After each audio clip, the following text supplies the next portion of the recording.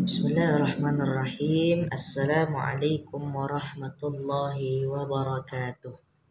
Alhamdulillahi rabbil alamin. Wassalatu wassalamu ala Sayyidina Rasulillah Sayyidina Muhammad ibn Abdullah wa ala alihi wa sahbihi ajma'in, amma ba'd. Rabbi syrah li sadri wa yassir li amri wahlul 'uqdatam min lisani yafqahu qawli. Amma ba'd. فقال الله تعالى في القرآن الكريم: أعوذ بالله من الشيطان الرجيم بسم الله الرحمن الرحيم سبحان الذي أسرى بعبده ليلا من المسجد الحرام إلى المسجد الأقصى الذي باركنا حوله لنريه من آياتنا إنه هو السميع البصير. صدق الله العظيم. Teman-teman semua, alhamdulillah bersyukur kita kepada Allah Subhanahu wa taala atas beribu-ribu nikmat, beribu-ribu rahmat yang telah Allah Subhanahu wa taala berikan kepada kita dengan ucapan alhamdulillahirabbil alamin. Dan bersolawat kita kepada Nabi yang mulia, Nabi yang paling agung, idola yang harusnya menjadi teladan kita semua, yakni Nabi Yuna Muhammad sallallahu alaihi wa alihi wa sahbihi wasallam, dengan ucapan Allahumma salli ala Sayyidina Muhammad wa ala ali Sayyidina Muhammad. Assalamu alayka ya Rasulullah, assalamu alayka ayyuhan nabiy wa rahmatullahi wa barakatuh. Baik teman-teman semua, alhamdulillah kita bertemu lagi di channel Rifki Official setelah 1 tahun atau 2 tahun lebih ya kita tidak bertemu karena berbagai macam kesibukan. Alhamdulillah Allah pertemukan kita pada saat ini di channel Rifki Official. Nah, pada kesempatan kali ini Rifki akan mengkisahkan sekelumit yang Rifki tahu tentang perjalanan baginda Nabi besar Muhammad sallallahu alaihi wasallam Isra wal Mi'raj. Nah, Isra wal Mi'raj ini diabadikan oleh Allah Subhanahu wa taala di dalam Al-Qur'an. Surah Al-Isra ayat 1. Yang sudah tadi Rifki bacakan di muqaddimah, yakni a'udzubillahi minasyaitonirrajim. Bismillahirrahmanirrahim. Subhanallazi asra bi'abdihi lailan minal masjidil harami ilal masjidil aqsa allazi barakna haulahu linuriyahu min ayatina innahu huwas sami'ul basir. Artinya yaitu Maha suci Allah yang telah memperjalankan hambanya pada suatu malam dari Masjidil Haram ke Masjidil Aqsa yang telah kami berkahi di sekelilingnya agar kami perlihatkan kepadanya sebagian dari tanda-tanda kebesaran kami. Sesungguhnya Dia adalah Maha mendengar lagi Maha mengetahui. Kita akan memahami sedikit ayat ini. Allah mengatakan di dalam Al-Quran, Subhanallazi asra bi'abdihi lailan minal masjidil harami ilal masjidil aqsa. Maha suci Allah yang telah memperjalankan hambanya pada suatu malam. Ya, filail, pada suatu malam. Pasti kita bertanya-tanya. Allah memperjalankan Nabi Muhammad kenapa tidak di siang hari atau di pagi hari gitu? Kenapa tidak di siang hari atau di sore hari gitu kan? Kenapa harus di malam hari? Alasannya diantaranya adalah di malam hari adalah waktu yang paling baik untuk beribadah kepada Allah Subhanahu wa taala. Bukan berarti waktu-waktu selain waktu malam itu buruk, tidak. Akan tetapi malam adalah waktunya orang-orang yang bertakwa, orang-orang yang soleh untuk beribadah kepada Allah Subhanahu wa taala, mengadu kepada Allah Subhanahu wa taala. Sehingga ada kata-kata yang mengatakan di malam hari itu pasarnya orang-orang soleh. Kenapa disebut pasarnya orang-orang soleh? Karena orang-orang soleh waliyun min awliya illa is-salihin, mereka beribadah mengadu kepada Allah Subhanahu wa taala pada malam hari. Seperti sholat tahajud. Sholat tahajud itu memiliki kemuliaan yang tidak ada pada sholat 5 waktu. Bisa teman-teman cari kepada ustaz-ustaz yang lain. Kemuliaan sholat tahajud itu sangat banyak fadilatnya, manfaatnya. Baik, itu diantaranya kenapa Allah memperjalankan Nabi Muhammad Isra wal Mi'raj di malam hari. Wah, kata. Maha suci Allah yang telah memperjalankan hambanya pada suatu malam dari Masjidil Haram ke Masjidil Aqsa. Nah, kenapa Allah memperjalankan Nabi Muhammad ini dari Masjidil Haram ke Masjidil Aqsa? Kenapa gak dari Masjidil Haram ke Masjid Nabawi atau Masjidil Haram ke Mesir misalnya gitu kan? Atau Masjidil Haram langsung saja ke Sidratul Muntaha. Kenapa harus pakai translate dulu? Nanti akan kita bahas. Sabar. Dari Masjidil Haram ke Masjidil Aqsa yang telah kami berkahi di sekelilingnya. Nah, udah bocor. Sedikit sudah bocor, diberitahu oleh Allah, Masjidil Haram dan Masjidil Aqsa telah kami berkahi di sekelilingnya agar kami memperlihatkan kepadanya, yakni Nabi Muhammad dan kita semua umat Nabi Muhammad, sebagian dari tanda-tanda kebesaran Allah Subhanahu wa taala. Jadi Allah memperlihatkan salah satu tanda kebesaran itu. Sesungguhnya Dia adalah Maha mendengar lagi Maha mengetahui. Nah, baik, kita akan masuk kepada inti kisahnya. Isra wal Mi'raj terjadi pada malam 27 Rajab atau tahun 12 kenabian. Ada juga mengatakan tahun ke-10 kenabian. Wallahu a'lam. Di malam hari Nabi Muhammad sallallahu alaihi wasallam dijemput oleh malaikat Jibril untuk melakukan perjalanan Isra wal Mi'raj, menerima perintah sholat. Dan Nabi Muhammad pun pergi bersama malaikat Jibril keluar rumah. Dan Nabi Muhammad hendak melakukan perjalanan Isra wal Mi'raj. Menggunakan apa sih Nabi Muhammad perjalanan Isra wal Mi'raj? Apakah beliau pakai onta atau pakai kuda? Disebutkan Nabi menggunakan buraq. Apa buraq? Buraq adalah salah satu hewan surga. Salah satu hewan di dalam surga yang dipilih oleh Allah Subhanahu wa taala untuk menjadi tunggangan Rasulullah sallallahu alaihi wasallam di dalam peristiwa Isra wal Mi'raj.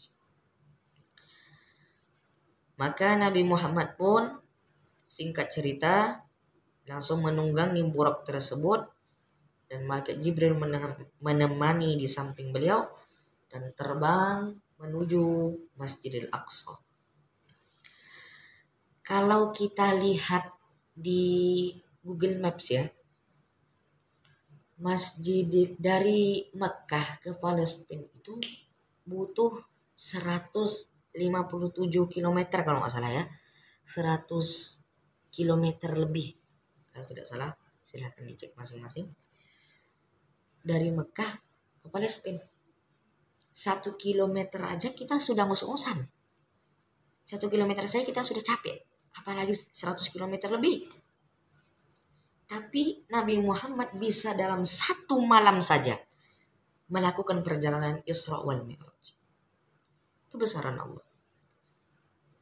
Dan juga kita pasti ada kaitannya dengan buraq ini. Karena buraq ini yang mengantarkan Nabi Muhammad sebagai kendaraannya Nabi Muhammad untuk perjalanan Isra wal Mi'raj. Seberapa cepat si buraq ini? Dikatakan bahwa buraq ini kecepatannya seperti kecepatan kilat. Atau kalau kita mau munculkan di dalam kehidupan sehari-hari, kita ambil senter. Misalnya ini senter. Coba kita hidupkan senter. Ceklek, gitu kan. Seberapa cepat cahaya dari senter ini ke tembok? Bukan 1 detik lagi. Tak sampai 1 detik, setengah detik. Secepat itulah buraq. Buraq adalah kendaraan yang istimewa. Maka singkat cerita, sampailah Nabi di Palestina. Dan saat itu di dalam perjalanan Isra, Nabi melihat Nabi Musa alaihi salatu wassalam sedang sholat di kuburan, di makamnya. Karena para nabi itu diharamkan jasadnya oleh Allah untuk dimakan oleh bumi. Maka para anbiya itu sholat di dalam kuburannya. Seperti itu juga Nabi Muhammad SAW. Dan uniknya, Nabi cerita sama umat.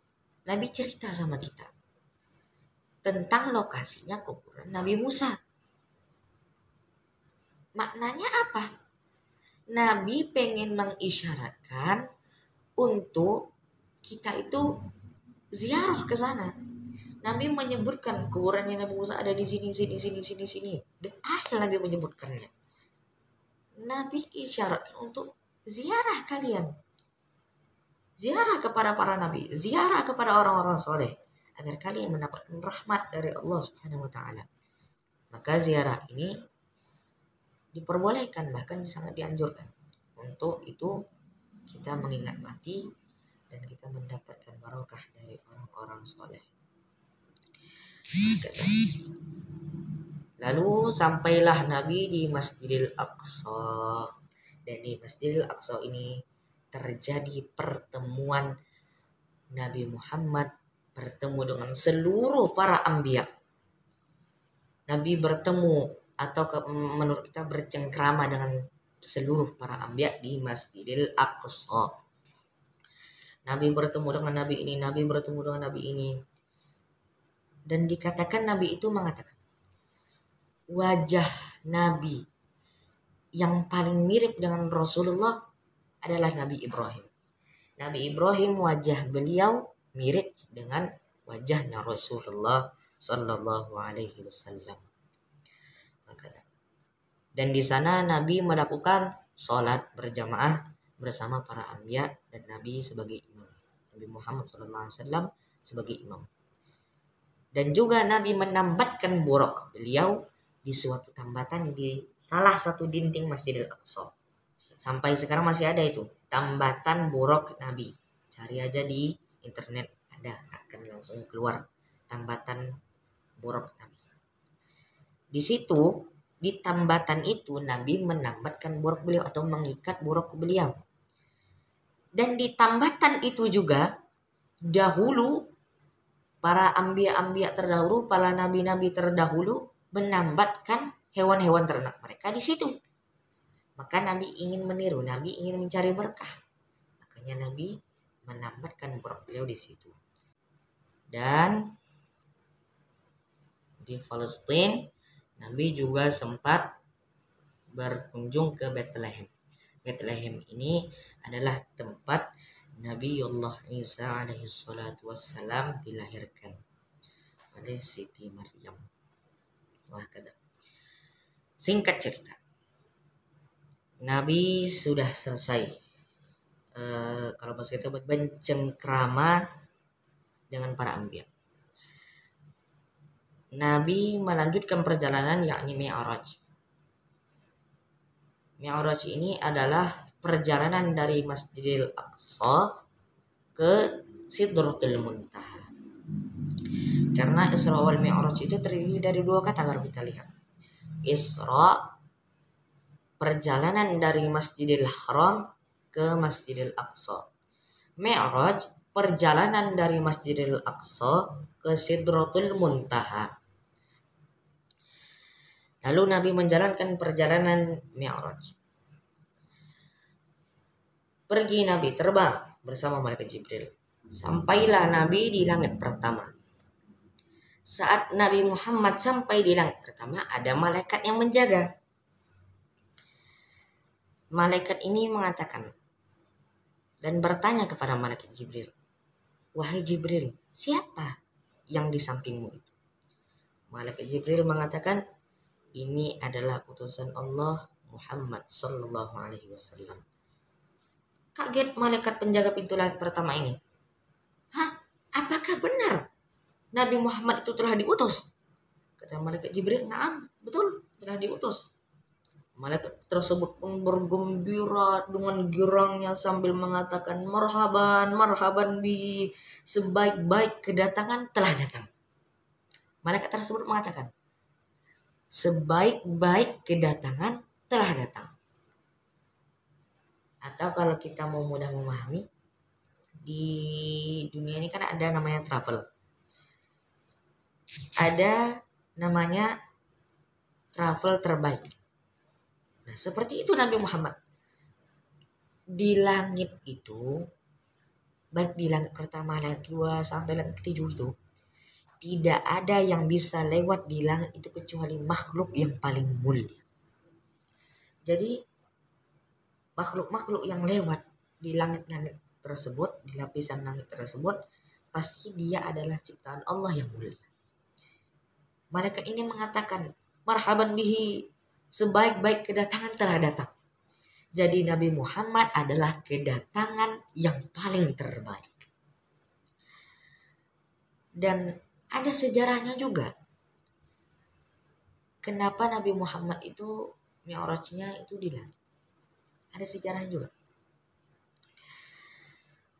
Disebutkan bahwa para malaikat ini bukan demo ya, cuman mengatakan Nabi Muhammad ini kok bisa jadi makhluk yang paling mulia. Bumi enak banget, penduduk bumi enak banget. Punya Nabi Muhammad makhluk paling mulia, lahir di dunia, dibesarkan di dunia. Terus kita penduduk langit ini dapat apaan? Akhirnya para penduduk langit pun ingin mendapatkan jatah kemuliaan Nabi Muhammad Sallallahu Alaihi Wasallam. Maka dari itu Allah menjadikan peristiwa Isra Mi'rajnya di langit. Dan disebutkan juga di dalam kitab, langit dan bumi itu pernah ibtighar. Ibtighar ini adalah apa ya? Saling berbangga-banggaan. Saling berbangga-banggaan apa? Langit mengatakan, disebutkan ya, langit mengatakan, "Aku ini luas. Aku ini punya para malaikat. Kamu punya apa?" Tanya langit sama bumi. Bumi bilang, "Aku memang hanya punya laut, hanya punya daratan, hanya punya gunung, hanya punya pohon dan lain sebagainya. Tapi aku punya Ka'bah." Kita tahu Ka'bah adalah kiblatul muslimin seluruh dunia. Kiblatnya salat umat muslimin seluruh dunia adalah Ka'bah. Mulia di Masjidil Haram. Bumi mengatakan, "Aku punya Ka'bah." Langit juga mengatakan, "Bumi punya Ka'bah, kamu punya Ka'bah, saya punya Baitul Ma'mur." Yakni Baitul Ma'mur ini dikatakan adalah seperti inilah. Kalau di bumi namanya Masjidil Haram. Para manusia tawaf. Di langit ada juga. Sama seperti Ka'bah. Para malaikat juga bertawaf. Sebagian para malaikat bertawaf di Baitul Ma'mur. Apabila Baitul Ma'mur itu diturunkan ke bumi, saat diturunkan itu persis diturunkan di bawah Ka'bah. Jadi Ka'bah dan Baitul Ma'mur itu saling satu arah. Jadi kalau diturunkan Baitul Ma'mur persis satu dengan Ka'bah. Wah, kata. Lalu bumi ini mengatakan, "Baiklah, langit kamu mungkin merasa lebih agung. Tapi aku bumi punya seorang makhluk, punya seorang manusia, punya seorang utusan Allah yang lebih mulia, yang lebih hebat daripada apapun. Bumi mengatakan, aku punya Nabi Muhammad Sallallahu Alaihi Wasallam. Terus langit ini mengatakan, ya juga ya, bumi mempunyai makhluk yang paling mulia, kekasih Allah. Terus aku dapat apaan? Langit dapat apaan? Maka dari itu langit ini seperti bersedih hati karena tidak mempunyai Nabi Muhammad. Tapi langit ini berdoa kepada Allah. Ya Allah, Engkau mempunyai kekasih Nabi Muhammad. Engkau memiliki makhluk yang paling mulia yakni Nabi Muhammad. Maka tolong ya Allah, berkahi langit ini. Muliakan penduduk langit beserta isinya dengan kedatangan Nabi Muhammad SAW. Dikabul oleh Allah. Itulah perjalanan Mi'raj. Itu diantaranya sekelumit kisah. Maka sudah disambut oleh malaikat penjaga pintu langit pertama. Dan seperti Rifki katakan tadi, bahwa masing-masing langit ada beberapa para nabi. Di langit pertama Nabi bertemu Nabi Adam. Di langit kedua Rasulullah bertemu Nabi Yahya dan Nabi Isa. Di langit ketiga ada Nabi Yusuf. Di langit keempat ada Nabi Idris. Di langit kelima ada Nabi Harun. Di langit keenam ada Nabi Musa. Dan di langit ketujuh ada Nabi Ibrahim alaihissalatu wassalam. Saat Mi'raj menuju Sidratul Muntaha untuk bertemu dengan Allah, Nabi bertemu dengan seluruh Nabi yang ada di lapisan langit tersebut yang disebutkan tadi. Sampai Nabi sampai di Sidratul Muntaha bertemu dengan Allah. Bertemu dengan Allah. Ini adalah pertemuan yang agung, pertemuan yang mulia. Karena insan, makhluk Allah yang paling mulia, kekasih Allah, bertemu dengan zat yang penciptanya, yakni Allah Subhanahu wa taala. Dan di sana pada saat itu Nabi Muhammad sallallahu alaihi wasallam menerima perintah salat. Singkat cerita, turun Nabi hendak balik ke bumi, turun ke langit ketujuh, bertemu lagi dengan Nabi Ibrahim. Nah, turun ke langit keenam, bertemu Nabi Musa. Saat Nabi Muhammad hendak turun ke langit kelima, Nabi Muhammad dicegat sama Nabi Musa. Stop, kata Nabi Musa kepada Nabi Muhammad. Nabi Muhammad bingung, kenapa Nabi Musa menghalangi saya? Ternyata Nabi Musa mau bertanya sama Nabi Muhammad. Nabi Musa bertanya sama Nabi Muhammad, dapat oleh-oleh apa dari Allah? Dapat oleh-oleh apa dari Allah? Apa yang Allah kasih sama kamu? Nah, kalau kita lihat-lihat ya, kita cermat. Kalau bahasa-bahasa anak-anak sekarang ini, urusan ente ngapain? Ini urusan saya. Ente ngapa-ngapa kepo. Ente urus saja urusan ente sendiri.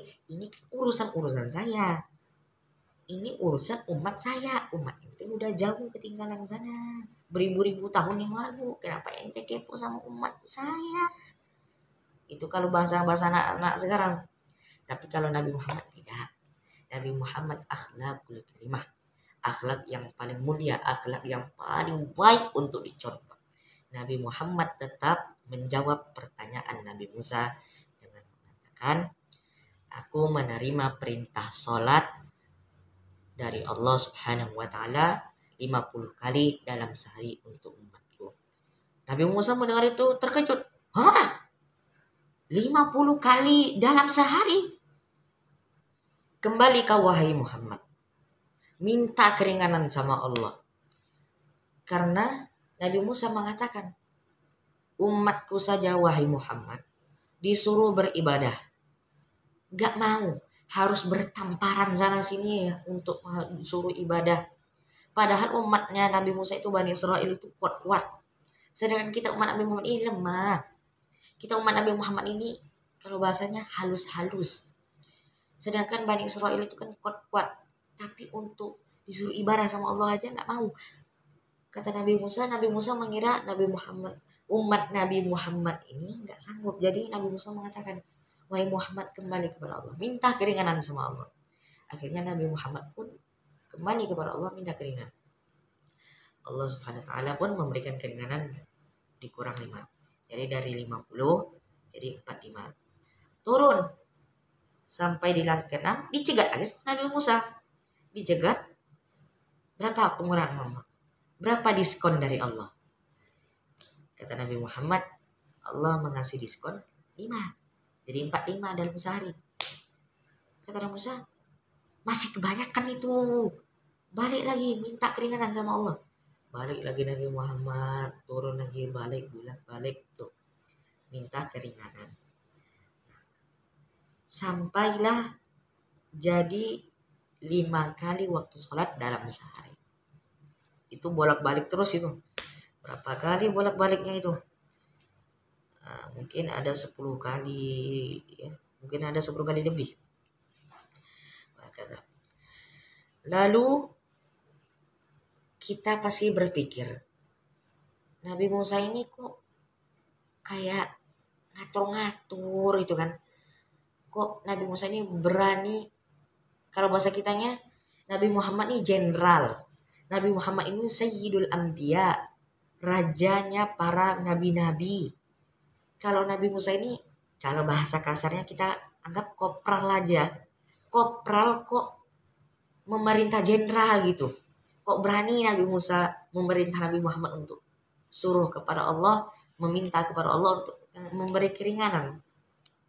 Ada hakikatnya. Jadi secara zahirnya memang Nabi Musa ingin meringankan umat Nabi Muhammad, ingin meringankan, ingin memudahkan begitu, ingin memudahkan umat Nabi Muhammad ini untuk beribadah kepada Allah Subhanahu wa taala.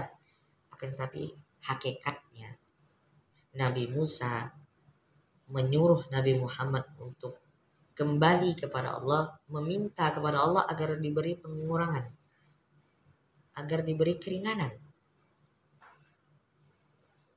Hakikatnya adalah Nabi Musa ingin melihat bekas cahaya Allah di wajah Nabi Muhammad sallallahu alaihi wasallam. Sallallahu alaihi Nabi Muhammad. Karena coba kita flashback. Nabi Musa dulu semasa hidup, beliau pernah saat di Bukit Tursina, beliau meminta kepada Allah, wahai Allah, tampakkanlah dirimu kepadaku agar aku bertambah keimananku kepadamu. Akhirnya Nabi Musa meminta kepada Allah. Akhirnya Allah Subhanahu wa taala pun mengatakan kepada Nabi Musa, wahai Musa, engkau gak akan sanggup melihatku. Tapi Nabi Musa ini memaksa. Akhirnya Allah Subhanahu wa taala pun mengatakan, begini saja wahai Musa, engkau lihat gunung yang ada dekat. Allah suruh lihat Nabi Musa ke salah satu gunung. Allah bilang, aku akan tampakkan diriku di gunung tersebut. Kalau gunung itu tetap utuh, maka engkau akan bisa melihat aku. Akan tetapi kalau gunung itu tidak bisa hancur gunung itu, maka engkau tidak akan bisa melihat aku. Maka jawab Nabi Musa, nah. Baru Allah membuka satu hijabnya, karena Allah itu di gaib ya, berhijab-hijab Allah. Allah membuka satu dari hijabnya kepada gunung tersebut, baru membuka satu hijab, hancur gunung itu. Hancur, bukan hancur lagi, lebur. Saking beratnya asma Allah. Nabi Musa ketika melihat gunung itu hancur meledak seperti itu, pingsan Nabi Musa, pingsan. Akhirnya dibangunkan oleh Allah Subhanahu wa taala. Maka Nabi Musa pun pada saat itu memohon ampun kepada Allah dan bertaubat. Sedangkan Nabi Muhammad, Nabi kita, saat perjalanan Isra Mi'raj ini, Nabi Muhammad bertemu dengan Allah. Ada nggak Nabi Muhammad meminta, ya Allah tampakkanlah dirimu kepadaku? Ada nggak? Nggak ada. Siroh Nabi Muhammad nggak ada yang mengatakan Nabi Muhammad, ya Allah tunjukkanlah zatmu kepadaku. Tidak ada. Akan tetapi Allah yang mengundang Nabi Muhammad untuk bertemu, untuk memperlihatkan zat Allah. Masya Allah. Inilah keistimewaan Nabi Muhammad yang harus kita sadari dan harus kita agungkan dan harus kita syukuri. Kita mempunyai Nabi yang disayang oleh Allah Subhanahu wa Ta'ala. Buktinya Nabi Muhammad itu disebutkan bahwa Nabi yang belum meminta tapi sudah dikasih. Sedangkan para nabi-nabi yang lain termasuk Nabi Musa itu meminta dulu baru dikasih. Akan tetapi Nabi Muhammad berbeda. Nabi Muhammad belum meminta sudah dikasih. Masya Allah. Sallallahu alaihi Nabi. Belum meminta sudah dikasih, bayangkan. Itulah perwujudan sayangnya Allah. Pembuktian Allah bahwa Nabi Muhammad adalah kekasihnya. Wah, inilah maka Nabi Musa pun hakikatnya menghentikan Nabi Muhammad, suruh bolak-balik meminta keringanan kepada Allah Subhanahu wa Ta'ala untuk melihat bekas cahaya Allah di wajah Nabi Muhammad. Singkat cerita, kembali Nabi Muhammad turun dengan membawa perintah sholat 5 kali dalam sehari. Dan alhamdulillah umat Nabi Muhammad sanggup. Sebenarnya Nabi Musa saat mendengar Nabi Muhammad mengatakan Allah sudah kasih jadinya 5 kali dalam sehari, Nabi Musa mengatakan, kurangi wahai Muhammad, mintakan sama Allah untuk memberi keringanan. Tapi Nabi Muhammad bilang, aku sudah malu wahai Musa. Aku malu, umatku paling terakhir tapi aku meminta keringanan paling banyak. Sudahlah, aku yakin umatku pasti akan sanggup menjalani sholat 5 kali dalam sehari. Alhamdulillah, umat Nabi Muhammad alhamdulillah hari ini sanggup. Yang meskipun masih ada beberapa orang masih bolong-bolong, tapi alhamdulillah 90% bisa kita katakan umat Nabi Muhammad sanggup melakukan 5 kali sholat dalam sehari. Alhamdulillahirabbil alamin.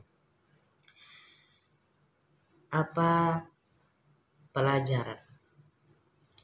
Pelajaran apa yang dapat kita ambil dari kisah Isra wal Mi'raj ini?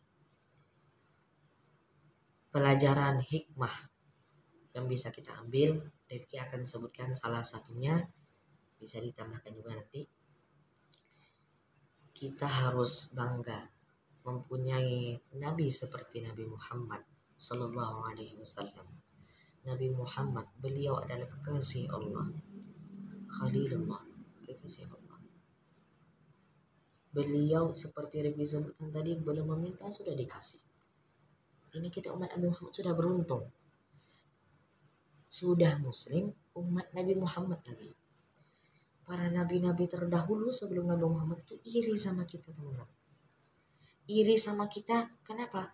Karena kita ini kalau berbuat dosa meminta ampun kepada Allah, Allah ampuni berkat kemuliaan Nabi Muhammad. Coba Nabi Adam itu ketika memakan buah khuldi, melanggar perintah Allah, diturunkan ke bumi. Beliau meminta ampun kepada Allah itu beratus-ratus tahun. Dan beliau meminta ampun, Rabbana zalamna anfusana wa illam taghfir lana wa tarhamna lanakunanna minal khasirin. Ya Allah, aku yang salah. Ya Allah, ampunilah aku dengan tambahan. Ya Allah, ampunilah aku berkat kemuliaan Nabi Muhammad. Berkat Nabi Adam meminta ampun kepada Allah dengan nama Nabi Muhammad, Allah ampuni. Apalagi kita umat Nabi Muhammad, orang yang ada hubungan dengan Nabi Muhammad, Orang yang di hatinya ada cinta dengan Nabi Muhammad, maka dia pasti selamat dari api neraka. Pasti. Tidak ada orang yang cinta dengan Nabi Muhammad kekal di dalam neraka. Tidak ada. Pasti akhirnya akan masuk surga. Itu yang pertama. Yang kedua adalah tegakkanlah sholat. Ini yang paling penting. Tegakkanlah sholat. Seberapa jahat sih diri kita. Kita pasti banyak dosa. Kita pasti punya banyak dosa. Manusia nggak luput dari dosa. Akan tetapi tetap jaga sholat. Orang yang selalu mendirikan sholat pasti itu orang baik. Mudah-mudahan orang-orang yang merasa dirinya belum baik tapi masih mendirikan sholat, mudah-mudahan Allah ampuni dosanya dan Allah berubah hatinya. Mudah-mudahan Allah rubah hidupnya, mudah-mudahan Allah rubah sifatnya yang dari jelek menjadi buruk. Tetap dirikan sholat. Yang ketiga adalah kita hendaknya memuliakan tempat-tempat yang disucikan oleh Allah Subhanahu wa taala, tanah-tanah haram. Ya, ini Masjidil Haram, Masjid Nabawi, Masjidil Aqsa, dan tanah-tanah yang diberkahi. Negeri-negeri yang dulunya para nabi berdakwah di situ. Kita kalau ada kelebihan rezeki, kita misalnya umroh atau haji, kita ziarah pada Mekah, Madinah, dan juga Masjidil Aqsa jangan lupa. Ada orang mengatakan, ngapain sih ke Masjidil Aqsa? Ngapain sih ke Palestina? Nggak ada istimewanya. Salah. Masjidil Aqsa punya keistimewaan. Mempunyai satu hal yang tidak ada di Masjidil Haram dan Masjid Nabawi. Apa itu? Perkumpulannya para anbiya di situ. Kan tadi sudah disebutkan. Nabi bertemu dengan para anbiya di Masjidil Aqsa. Itu adalah pertemuan yang tidak ditemukan di tempat-tempat yang lain. Makanya Masjidil Aqsa menjadi mulia. Jadi tempat-tempat yang Rifki sebutkan tadi itu semua adalah mulia. Mudah-mudahan Allah Subhanahu wa taala menjadikan kita orang-orang yang selalu bertakwa, dan mudah-mudahan Allah Subhanahu wa taala menjadikan kita termasuk daripada golongan-golongan rombongan Nabi Muhammad nanti di akhirat. Amin amin ya rabbal alamin. Kita tutup pertemuan kita kali ini dengan membaca hamdalah alhamdulillahirabbil alamin dan doa kafaratul majlis. Subhanakallahumma wa bihamdika asyhadu an la ilaha illa anta astaghfiruka wa atubu ilaih. Afwan minkum, mohon maaf bila ada kesalahan dan kekurangan, karena kebenaran hanyalah milik Allah dan kesalahan terdapat pada diri Rifki sendiri. Baik itu nasihat bisa disampaikan. Mudah-mudahan Rifki selalu ingin menjadi orang yang lebih baik lagi. Amin amin ya rabbal alamin. Afwan minkum. Wabillahi taufik wal hidayah. Wassalamualaikum warahmatullahi wabarakatuh.